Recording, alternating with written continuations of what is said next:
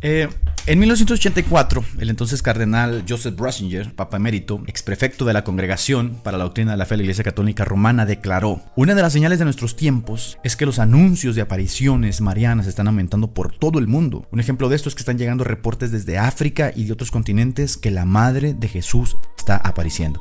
Esto hizo obviamente que la devoción y el compromiso con María se acrecentara espiritualmente como parte de esta parafernalia de la Iglesia Católica. De hecho, en su primer mensaje como Papa sucediendo a Juan Pablo II, Ratzinger afirmó que ponía en las manos de María el futuro de la Iglesia. Entonces, para los católicos, quien guía a la Iglesia de forma activa a través de un ministerio tangible, es decir, a través de apariciones, visiones, mensajes y más, no es Dios, es María. Y por ello no es difícil comprender que el mismo Ratzinger, en su celebración de los 40 años del Concilio Vaticano II, abriera el discurso diciendo que la Iglesia de Roma, y cito textualmente, es una iglesia guiada por María. Carajo, es que no es que uno sea quisquilloso, ¿verdad? Pero si María logra poseer todos esos ricos elementos espirituales, como tener la capacidad de escuchar 5 millones de oraciones plegadas diarias, que sería casi como poseer el atributo de la omnisciencia y omnipotencia, tiene la capacidad de guiar a la Iglesia, interceder, de refugiar, de consolar, pues uno sinceramente debería preguntarse como cristiano, pues carajo, ¿por qué María no murió por nosotros entonces, no? En vez de hacerlo Jesús.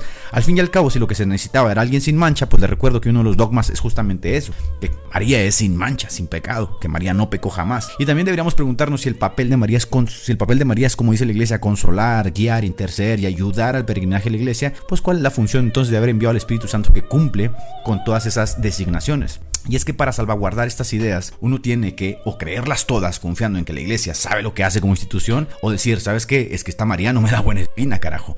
Prefiero mantenerme alejado de ella porque parece ser un demonio, parece ser que está en contraposición justamente de todo lo que Jesús hizo en su ministerio.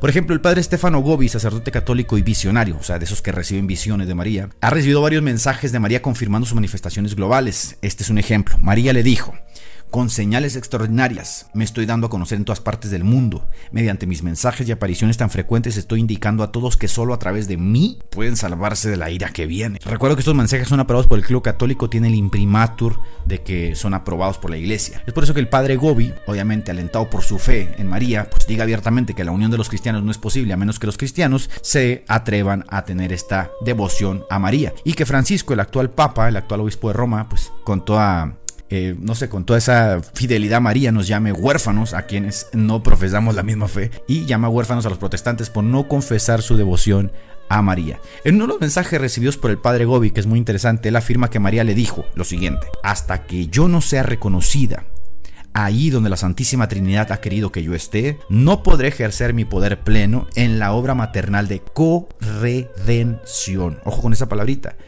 Y mediación universal de las gracias. Hijos, claro, tiene que manifestarse esa forma maternal. Hijitos, permitan que yo los transforme por mi acción poderosa como madre, mediadora de gracias y corredentora de la salvación. De hecho, aquí María, en este mensaje que le da el padre Gobi, está hablando abiertamente de algo que la Iglesia no ha formalizado, que es el famoso quinto dogma mariano, que habla de la corredención, es decir, que ella ayuda en la salvación de los hombres. Este llamado quinto dogma no ha sido logrado porque la Iglesia ha mantenido el debate, pero se va a lograr paulatinamente porque el escalamiento de la mariología pues se está dando a pasos agigantados, ¿no? Y hay un gran grupo de padres y pensadores católicos que lo pide. Ahora, al final de cuentas, si el compromiso con dichas apariciones es de tal envergadura, pues María misma lo está solicitando, ¿no? Y está confesando abiertamente que ella es corredentora de la gracia, que es corredentora de la salvación de los hombres. Y parece ser que toda esta misión escatológica tiene por fin eso, ¿no? El Papa Pío IX hizo justo esta predicción acerca de la Iglesia: la poderosa intercesión de María hará que el cristianismo sea uno de océano a océano. Es decir, no se habla ya del ruego que Jesús dijo, ¿no? Padre, que todos sean uno, ¿no? Intercesión no tiene la eficacia que tiene la de María, que al parecer logrará la unificación de todos nosotros a través de su intercesión. Ahora bien, todos estos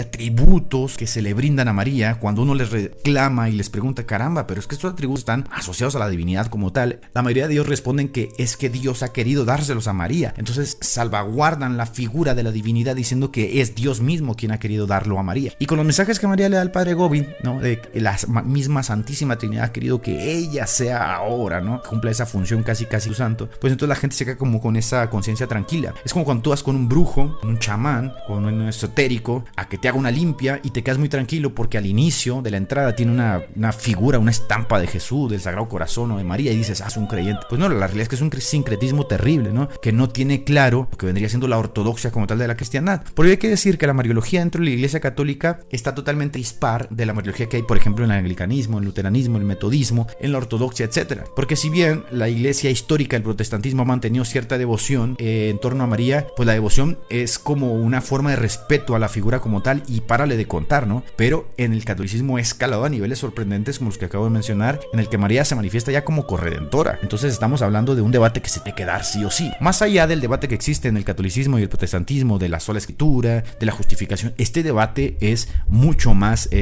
rico, porque aquí habría que decir quién es María realmente y quién es esta María que se presenta en el catolicismo como tal.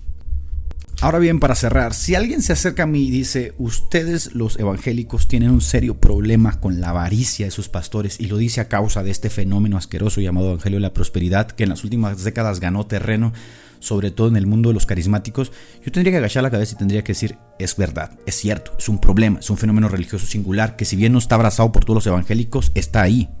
Puede ser rastreado, puede ser documentado, puede ser criticado como tal, no solo partiendo de las propias escrituras, sino de la cultura en la que se desenvuelve. Tiene muchos problemas y causa muchos problemas en la fe cristiana y en la espiritualidad cristiana.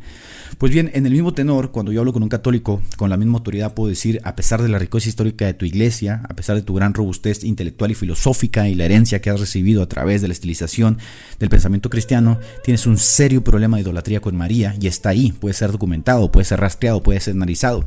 De la misma forma que un evangélico que profesa el Evangelio de la Prosperidad puede defender el Evangelio de la Prosperidad aludiendo, sacando textos y haciendo todo un malabar, también los católicos pueden hacerlo. Por lo tal, la solución es que seamos capaces de entender que la iglesia ha manifestado a través de los siglos y de su historia signos de corrupción y de degeneración.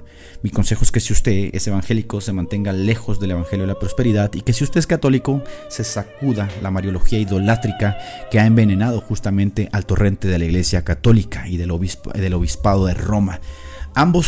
Ambos lados, tanto el evangélico carismático que abraza el Evangelio de la Prosperidad como el católico que se hace justamente del lado de la mariología y de la idolátrica, pueden terminar destruyendo su fe cristiana como tal. Así que sí, estamos inmersos en el cristianismo en todas las aristas, y todos tenemos que bregar contra las dificultades que esto supone en cada tiempo.